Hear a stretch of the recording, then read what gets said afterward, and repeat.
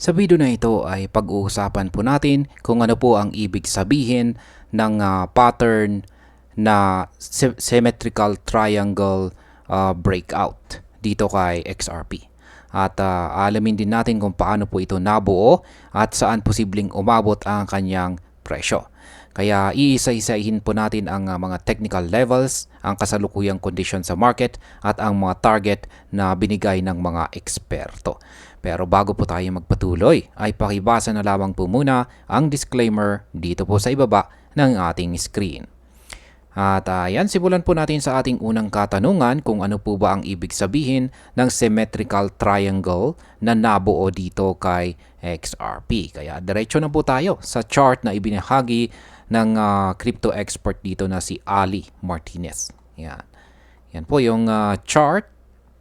Ayan, isa po itong 4-hour chart ng XRP USD trading pair. Mula po ito sa datos ni Coinbase at nakikita po natin yung symmetrical triangle pattern na binubuo dito ng kulay itim na linya.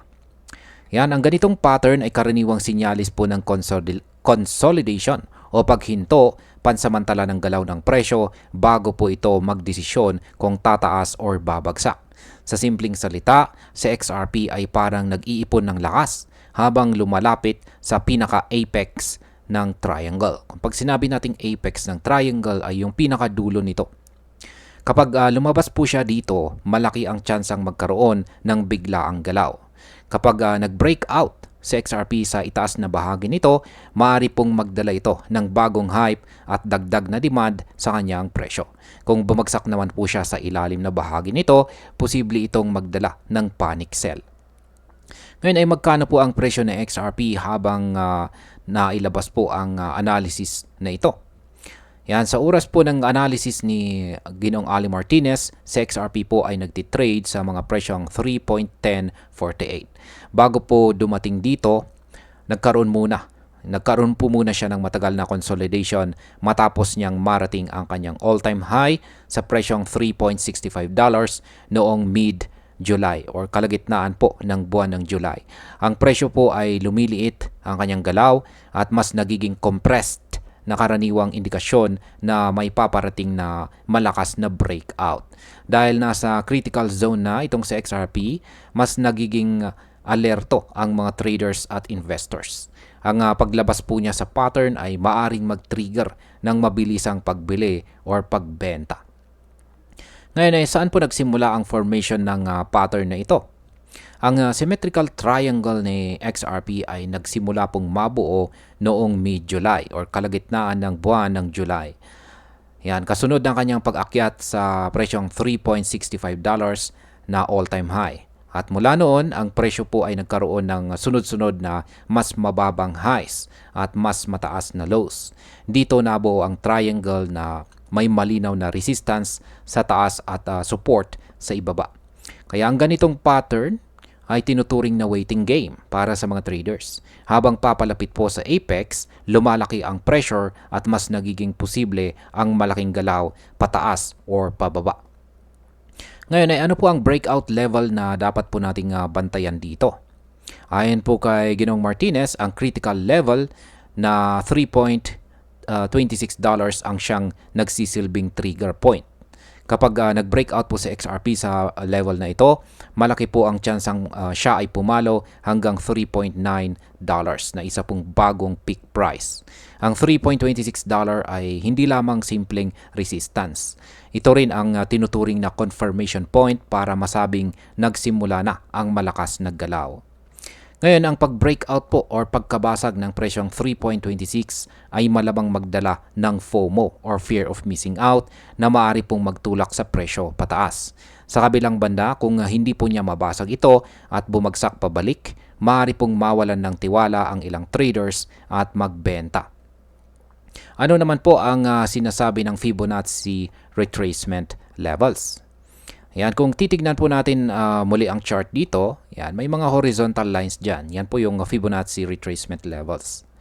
Yan, may iba't iba pong Fibonacci retracement levels na nagsisilbing resistance at support zones dito. Kasama po rito ang Fib 0.382 sa presyong 3.0631.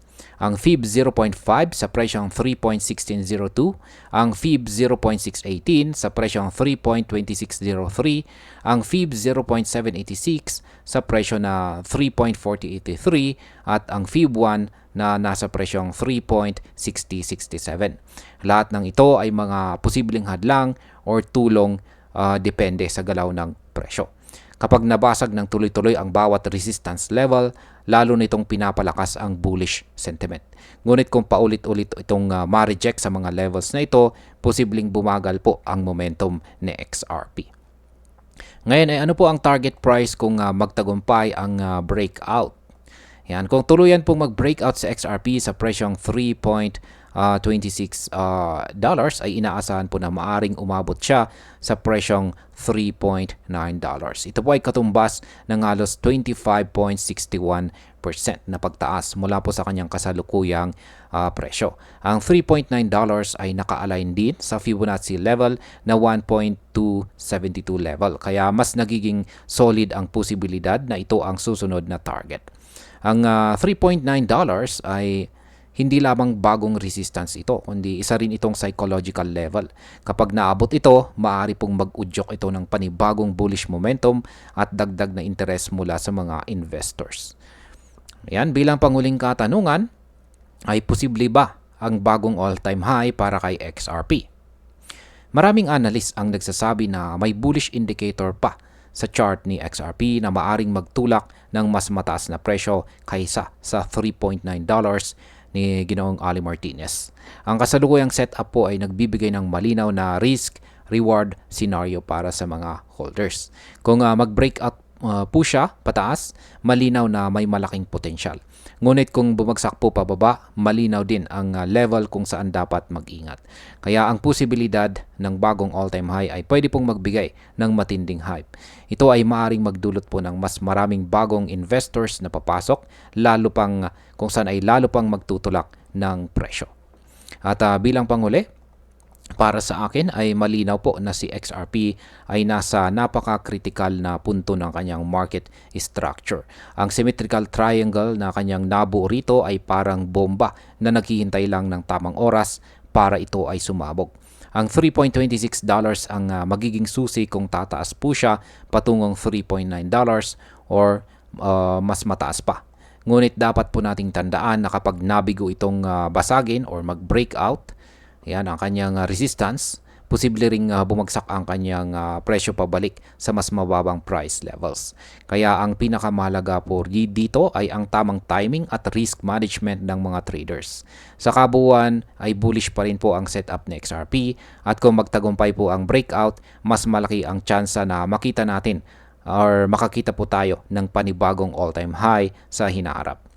At ayan, hanggang dito na lamang po tayo sa video na ito mga ka-crypto. Marami pong salamat sa panunood. Ingat po tayo lagi at God bless po sa ating lahat.